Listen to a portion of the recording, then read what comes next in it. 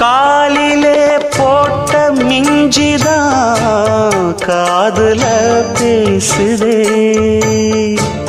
கழுத்துல போட்ட தாலிதான் காவியம் பாடுதே. நெத்தி சுட்டியாடும் உச்சந்தலையில் பொட்டு வச்சதாறு நான் தானே. அத்தி மரப்பூவும் அச்சப்படுமா அக்கத்தோணையாறு நீதானே. ஆசை பேச்சில் பாதி மூச்சில் லேசாதேகம் சூடேற